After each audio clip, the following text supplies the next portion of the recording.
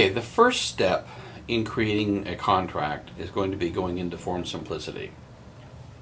Form Simplicity can be located at forms.floridarealtors.org. When you get to that page, you put in your user ID and password. User ID can be your NAR ID, which is a 9-digit number on your NAR card, or it can be your MLS ID. If you have trouble logging in, make sure you get a hold of the Florida Realtors and find out how to log into it. Notice here there's a system checklist. Only certain operating systems, certain browsers, and so on will work with Form Simplicity. In my case, I'm using Mac OS, Safari 6, and Adobe Reader 10.1.4. If you have any of these red or X'd or not checked, it may mean that you cannot effectively use Form Simplicity in your current situation. Once you log in, you're presented with a screen that looks like this. Notice the log out button is sitting right here, and then there is a menu across the top. The active transactions is the same as this active menu right here. So click on active transactions. Even if you don't have any transactions, you can still click on that button and you can create a transaction by going right here and hit create new transaction. When you do that, you're going to put a name for the transaction.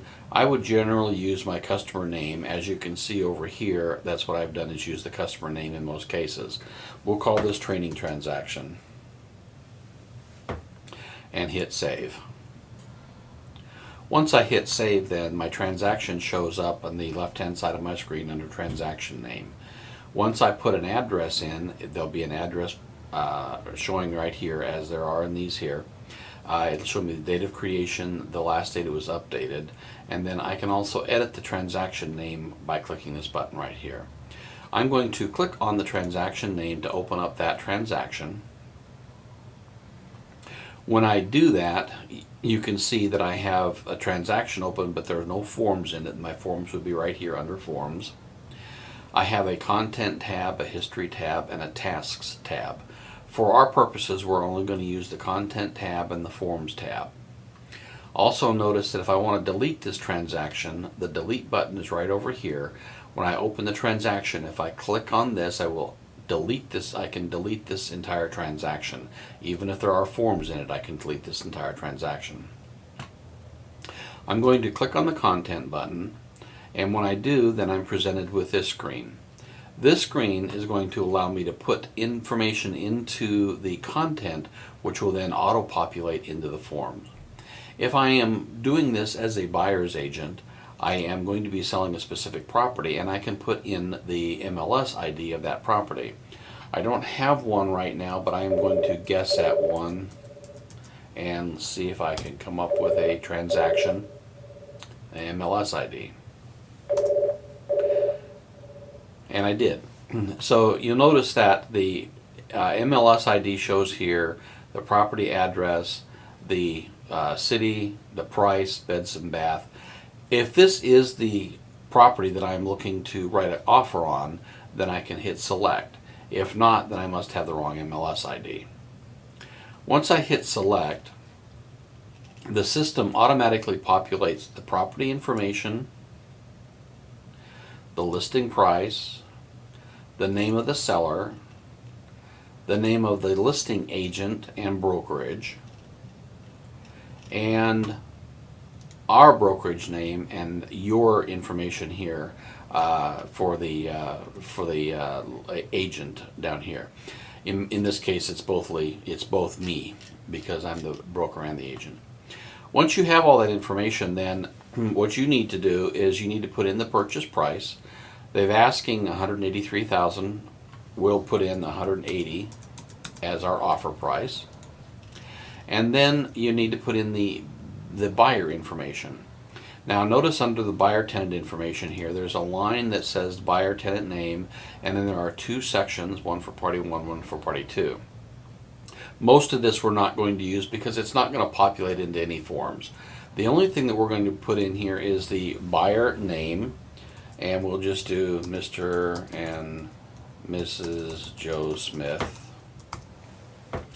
and then we're going to put in the buyer's address, and we can put it in this line right here.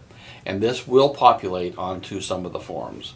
So we can just do 1, 2, 3, any street.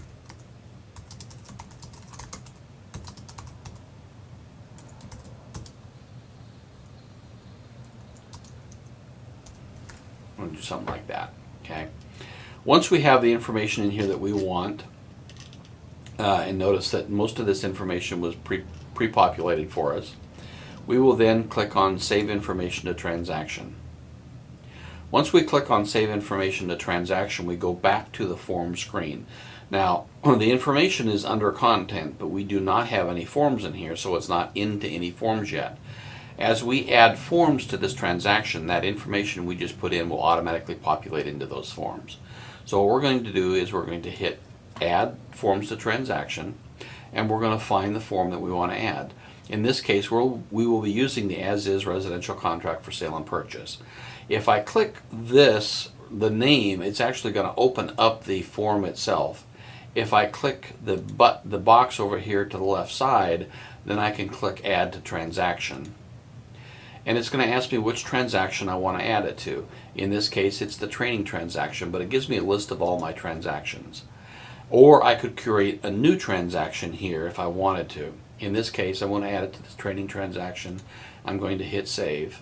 And now you can see that the As-Is Residential Contract for Sale and Purchase has been added to this transaction. If I open this transaction up by clicking on it, and sometimes it takes a few seconds to go through and open this up because what it's doing is it's loading Adobe Acrobat, and Adobe Acrobat then is actually the program that's manipulating this form. But once it opens up, you'll see that that information that was in the transaction has been added to this transaction, but not all the information we need has been added to the transaction.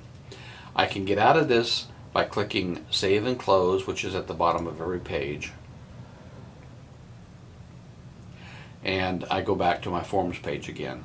If I want to add more forms to the transaction, I can click on Add Forms to the Transaction again.